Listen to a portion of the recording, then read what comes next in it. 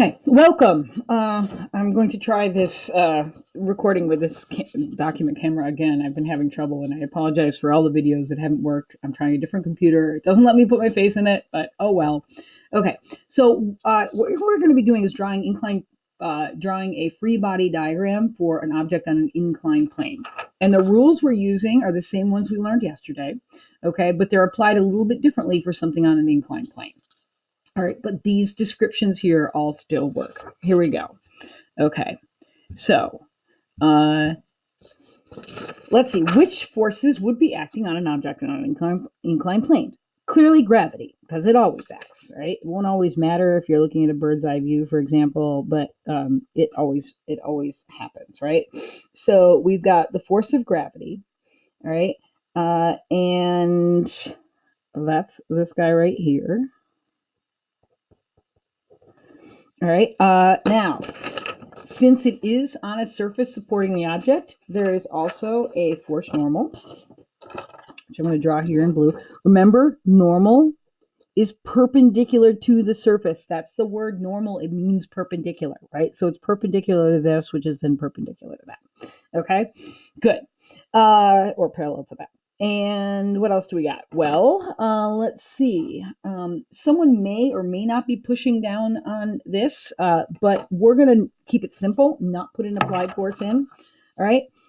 There's no strings involved, so there's no tension force, but there is a frictional force, and friction acts parallel to the surfaces in contact, opposite motion. So since this wants to slide downhill, if we're not pushing it up, then we're going to draw the friction in parallel to the surface, opposite motion.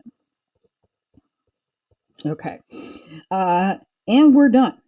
Now, here's the thing. The gravity force does two things. It pushes the box down the hill, and part of it also pushes the box into the hill. And it is useful in these situations, rather than separating everything into X and Y, to instead, since everything acts either parallel to the plane or perpendicular to the plane, we're going to shift our axis and think of an axis that is both parallel to the plane and perpendicular to the plane. Okay? And the reason for this is everything interesting happens along this. If it's going to accelerate, it's going to be parallel to the plane. Okay? The force normal will be perpendicular to the plane. So everything's going to be on this axis except for the force of gravity. So on inclined plane problems, force of gravity becomes a diagonal force. And then we split that diagonal force into two pieces. There is a part that pushes it into the ground, right? So into the hill. So we're going to call that force perpendicular. And I didn't just make this any length.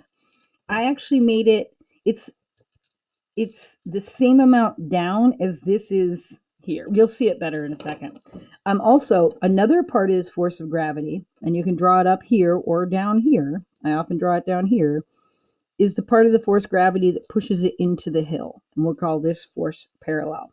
And again, I could also draw that same force parallel up here. All right, you can always move a vector in space as long as you don't change its size or direction. Now, these angles are perpendicular to each other because parallel and perpendicular are 90 degrees apart from each other. Okay, and it turns out that whatever this angle here is will always be the same as this angle here.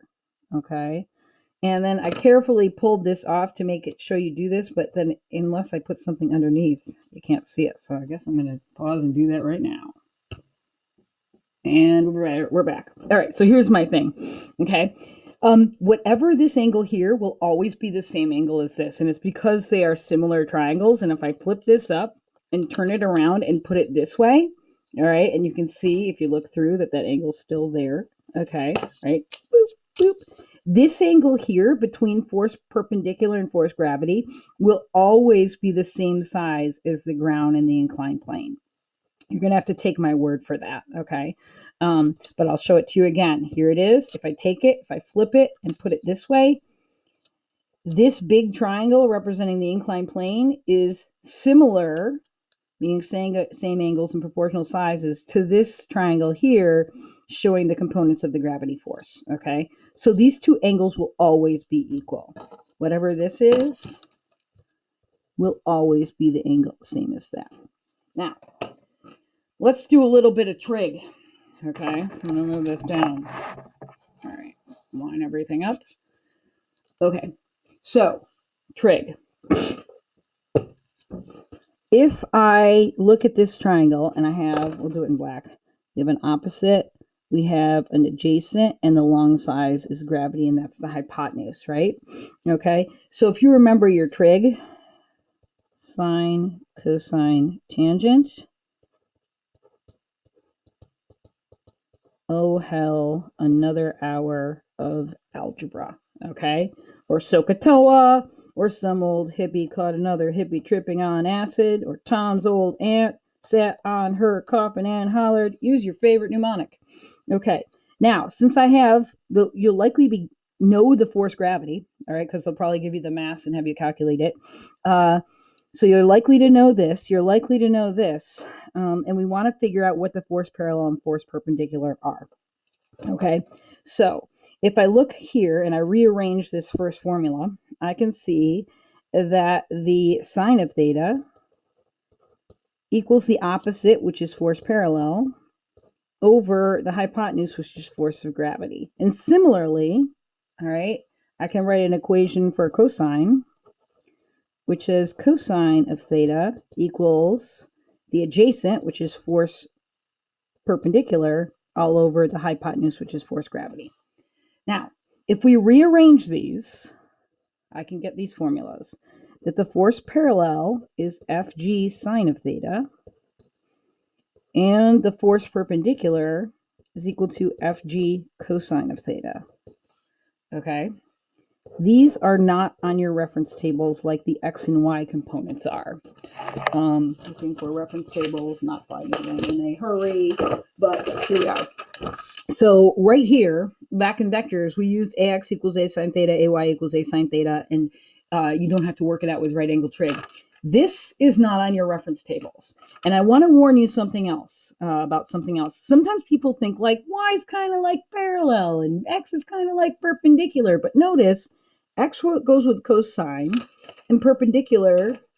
And actually, they usually say x is like parallel. And notice that x goes with, that x goes with cosine, but parallel goes with sine. All right.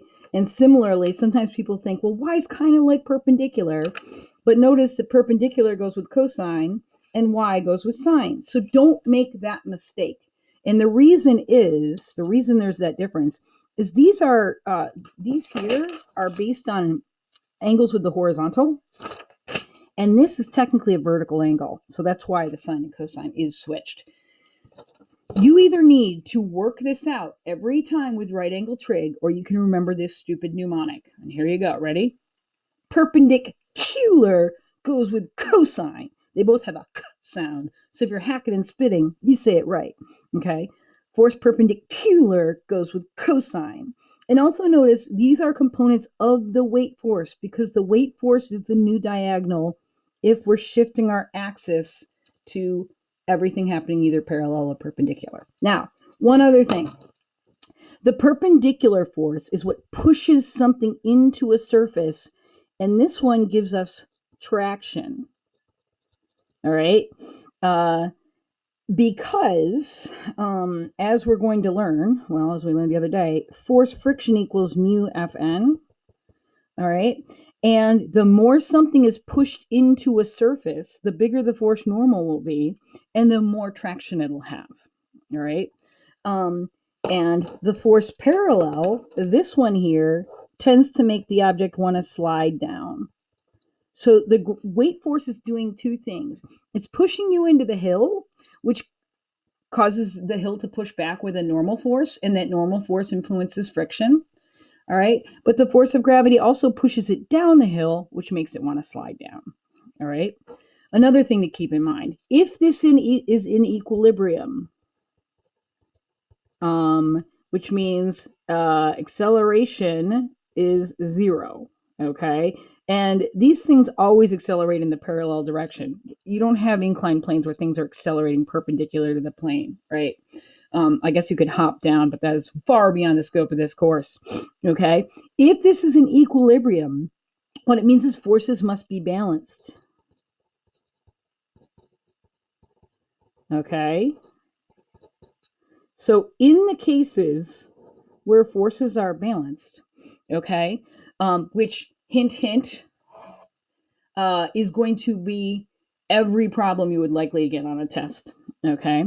The normal force will be balanced with the force perpendicular, which again is equal to the weight times the cosine of theta. And the parallel force here will perfectly balance the friction force, okay? And that'll either cause the object to stay at rest, or if they've overcome enough static friction to start moving, but it's still in equilibrium because it's still accelerating at a rate of 0, which you could imagine something sliding down a hill at a constant speed, okay? Then in that case also the force parallel would be equal to the force friction. Of course, if it's accelerating, these will be different. Okay, there you go. Let's hope this actually works.